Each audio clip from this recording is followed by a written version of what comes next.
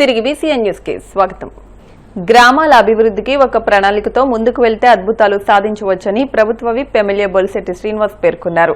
తాడేపల్లిగూడెం మండల పరిషత్ కార్యాలయ సమావేశ మందిరంలో తాడేపల్లిగూడెం నల్లజర్ల మండలాల సర్పంచ్లు కార్యదర్శులకు శిక్షణ కార్యక్రమం నిర్వహించారు. ఈ సందర్భంగా బొలిశెట్టి మాట్లాడుతూ సర్పంచ్లు ప్రజలు వారికిచ్చిన అవకాశాన్ని సద్వినియోగం చేసుకుని గ్రామాల అభివృద్ధి సాధించాలనే లక్ష్యంతో ముందుకు వెళ్లాలని సూచించారు. సర్పంచ్ పదవీ కాలం చివరి రోజుల్లో శిక్షణ ఎందుకని ఎవరూ భావించవద్దని, రానున్న రోజుల్లో కూడా గ్రామ అభివృద్ధికి ఒక పౌరుడిగా మీ భాగస్వామ్యం అవసరమవుతుందన్నారు. దానికి శిక్షణ ఉపయోగపడుతుందన్నారు. చాలా గ్రామాల్లో చాలా మంది సర్పంచులు కోఆపరేట్ చేయట్లేదు. చాలా చోట్ల మనకి ఏదైతే శానిటేషన్ సిబ్బంది లేరు, ఉన్న వాళ్ళకి 3,000 4,000 జీతాలు ఇచ్చి పనిచేయించడం దుర్మార్గమైన కూడా మేము మన సభలో కూడా మాట్లాడడం జరిగింది. కాబట్టి ఇవన్నీ కూడా మేము చెప్పాం. NRGS నిధుల్లోంచి వాళ్ళకు కూడా ఒక మస్తరేసి ఎవరైతే శానిటేషన్ చేస్తూ ఉన్నారో ఎవరో కష్టపడి వాళ్ళకి వేయాలి కదా, అది కూడా అలా కష్టపడి వాడికి వేసి ఎవడో రాజకీయ నాయకులు కావాల్సిన వాళ్ళకు మస్తర్లు వేసుకోకుండా నిబద్ధతగా పనిచేయమని కూడా మనం చెప్పడం జరిగింది. కొంతమంది దాన్ని అనుసరిస్తూ ఉన్నారు, కొంతమంది మనకెందుకులే అనే ఆలోచనలో ఉన్నారు. మరి గడిచిన 5 సంవత్సరాలు మీకు ఇంకా ఆఖరికి సర్పంచులు సమయం లాస్ట్కి వచ్చింది. ఇప్పుడు దాకా మన ఊరికి మనం ఏం చేసామని చాలామంది నిబద్ధతగా పనిచేయాలి, మన గ్రామాలు అభివృద్ధి చేయాలని ఉద్దేశంతోనే సర్పంచులు అవుతారు. కానీ వాళ్ళు ఏం చేయలేక చాలామంది నిరాశతో ఉన్నారు. ఏమంటే మేము ఇంతకాలం అయింది, మేమేం చేయలేకపోతూ ఉన్నాం, ఆర్థిక లోటు వెంటాడుతూ ఉంది, గ్రామాల్లో చూస్తే మాకు ఓట్లేసి గెలిపించారు, మళ్ళీ ప్రజల్లోకి వెళ్ళాలంటే మాకు ముఖం చెల్లట్లేదు అనే సందర్భం కూడా నేను చూశాను. సంవత్సరాల క్రితమే చూసాం అవన్నీ. అలాంటి పరిస్థితి లేకుండా మీ అన్ని గ్రామాల్లోనూ మీ సర్పంచుల ద్వారానే ఏ వర్కులు ఇచ్చినా మీరందరూ కలిపి చేయమని చెప్పి కూడా మనం చెప్పడం జరిగింది. అన్ని చోట్ల 10 లక్షలు 15 లక్షలు పని చేయించుకుంటూ వచ్చాం మెయిన్ రోడ్లతో పాటుగా. మళ్ళీ ఈ సంవత్సరం మీరు వెళ్ళిపోయే లోపల కూడా అందరికీ తలో 10 లక్షలు ఇవ్వాలి. కొన్ని గ్రామాలకి మొన్న ఇవ్వని గ్రామాలకి మళ్ళీ ఇప్పుడు గ్రామాలకు ఇవ్వాలని చెప్పి కూడా మళ్ళీ అన్ని మన ప్లాన్ తయారు చేసి కలెక్టర్ గారికి పెడతా ఉన్నాం. మీరు ఉండగానే ఏదో ఒకటి చేయాలని చాలామంది మా ఊరు వెళ్తాక రోడ్డు లేదని నేను ఉండగా చేయించండి, అవసరమైతే నేను డబ్బులు ఖర్చు పెడతానన్న సర్పంచులు కూడా నా దగ్గరికి వచ్చిన కూడా ఉన్నారు. తప్పకుండా మీ ఆశయం మంచిది, పార్టీ లేదని అయ్యి ఉండొచ్చు, ప్రజలు మనం ఎన్నుకున్నారు కాబట్టి న్యాయం చేయాలని ఆలోచన మంచిది, దానికి పార్టీలతో సంబంధం లేదు. ఖచ్చితంగా మనం వాళ్ళకి పని చేయవలసిన అవసరం ఉంది.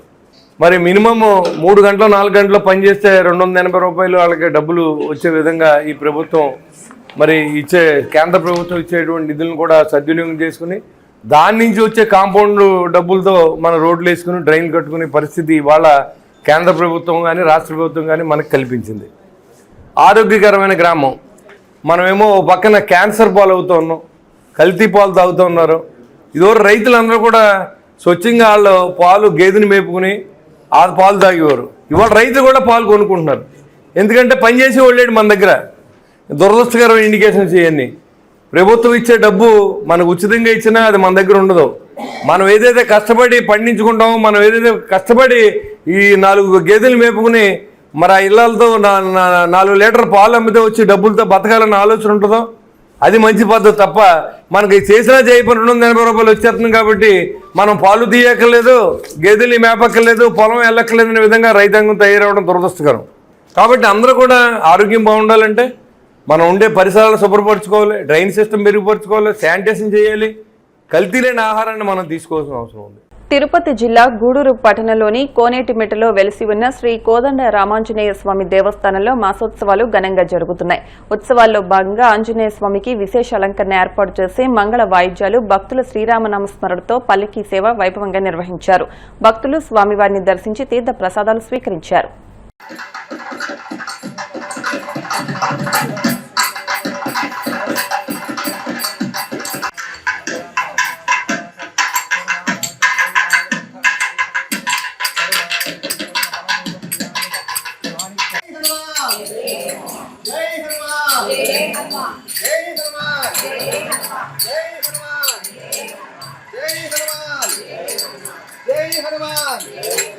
जय हनुमान।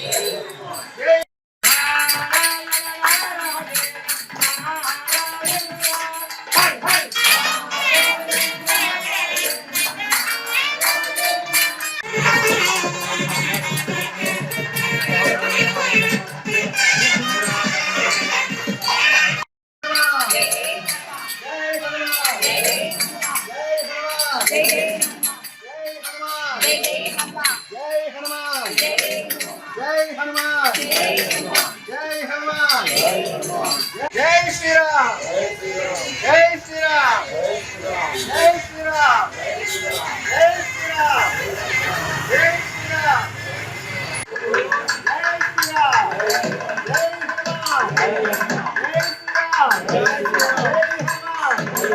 హనుమాన్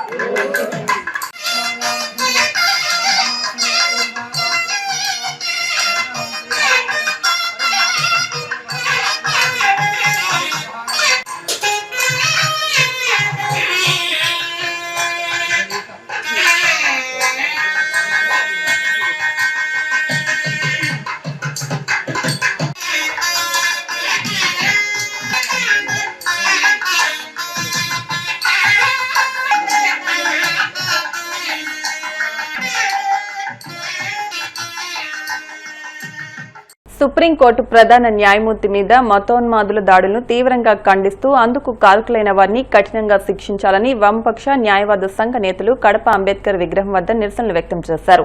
ఈ సందర్భంగా వారు మాట్లాడుతూ కేంద్రంలో మోదీ ప్రభుత్వం ఏర్పాటయ్యాక హింసను ప్రేరేపించడం జరుగుతోందన్నారు. నిన్న మొన్నటి వరకు అధికారులు జర్నలిస్టులపై దాడులు కొనసాగుతుండగా నేడు ఏకంగా సుప్రీంకోర్టు ప్రధాన న్యాయమూర్తిపై దాడి చేసే వరకు పరిస్థితులు వచ్చాయన్నారు. సుప్రీంకోర్టు ప్రధాన న్యాయమూర్తిపై దాడి అంటే భారత రాజ్యాంగంపై దాడి జరిగినట్టే అన్నారు. ఓకదంపుడు ఉపన్యాసాలు ఇచ్చే ప్రధాని మోదీ ఈ సంఘటనపై నోరు మెదపకపోవడం దారుణమన్నారు.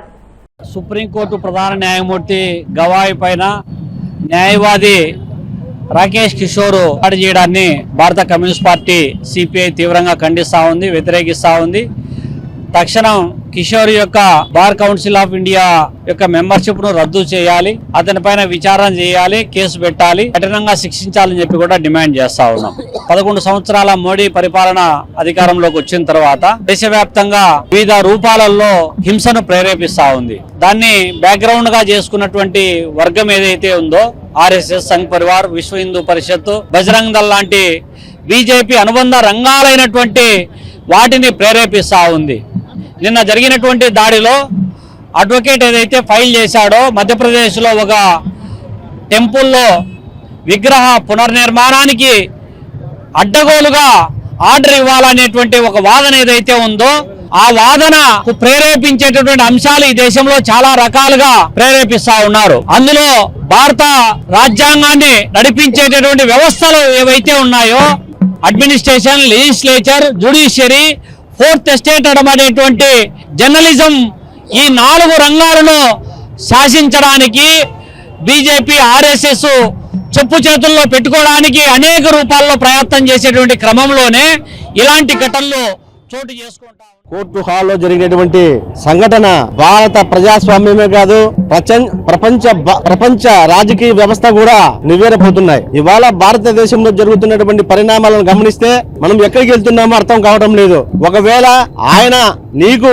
వ్యతిరేకంగా తీర్పు ఇచ్చినట్లయితే కనుక దానిని మీరు ప్రజాస్వామ్యబద్ధంలో మీరు ఎంచుకొని పరిష్కరించేటువంటి వీలున్నప్పటికీ కూడా అతి దారుణంగా ఒక అత్యున్నతమైనటువంటి భారత అత్యున్నతమైన పీఠాధిపతినే మీ చెప్పు విసిరేసాడు అంటే ఎంత నీచమైనటువంటి పరిస్థితులు మనం ఉన్నాము. అత్యున్నత న్యాయాధికారి పైన చెప్పుతో దాడి జరిగిందంటే ఇంకా కింది స్థాయి హైకోర్టు న్యాయమూర్తుల పరిస్థితి ఏంటి, జిల్లా న్యాయమూర్తుల పరిస్థితులు ఏంటి, జ్యుడిషియల్ న్యాయమూర్తుల పరిస్థితి ఏంటి? దీనిని కడప బార్ అసోసియేషన్ తీవ్రంగా ఖండిస్తున్నది. దేశానికి, భారత రాజ్యాంగానికి రక్షణగా ఉన్నటువంటి సుప్రీంకోర్టు ప్రధాన న్యాయమూర్తికి సిజేఐ పైన బూటును విసిరేయడం జరిగింది.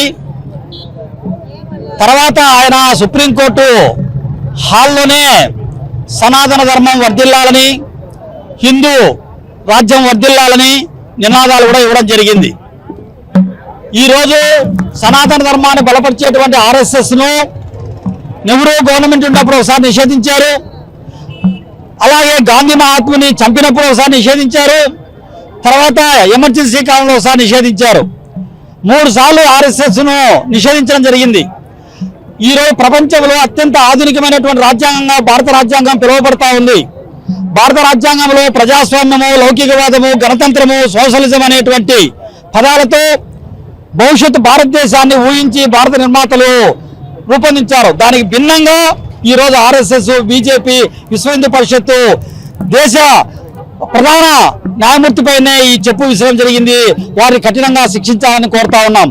రెండోది, భారత కమ్యూనిస్టు పార్టీ మార్క్సిస్టు ఈరోజు దేశవ్యాప్తంగా దేశంలో భారత రాజ్యాంగాన్ని కాపాడడం కోసము పెద్ద ఎత్తున ఉద్యమిస్తా ఉంది.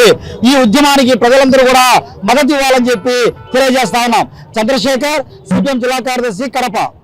వార్తలు ముగించే ముందు ముఖ్యాంశాలు మరొకసారి.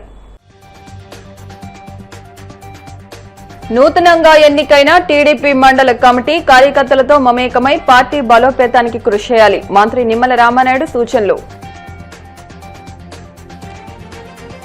పోలీస్ ఆంక్షలతో జగన్ నర్సీపట్నం పర్యటనను అడ్డుకోవాలనుకోవడం అవివేకమన్న మాజీ మంత్రి కన్నబాబు. రేపు మెడికల్ కాలేజీని సందర్శించడం తథ్యమని వెల్లడి. జగన్ కు రోడ్డు మార్గాన మాకవరపాలెం మెడికల్ కాలేజ్ పర్యటనకు షరతులతో కూడిన అనుమతి. నిబంధనలు పాటించడంలో విఫలమైతే చర్యలు తప్పవన్న విశాఖ సిపి.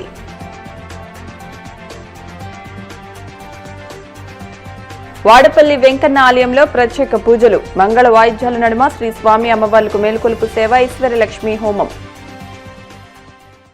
ఈ వార్తలు ఇంతటితో సమాప్తం. మరిన్ని వార్తల కోసం BCN digital YouTube channel, Facebook page ని ఫాలో అవ్వండి. అప్డేట్ వార్తల కోసం ప్లీజ్ సబ్స్క్రైబ్.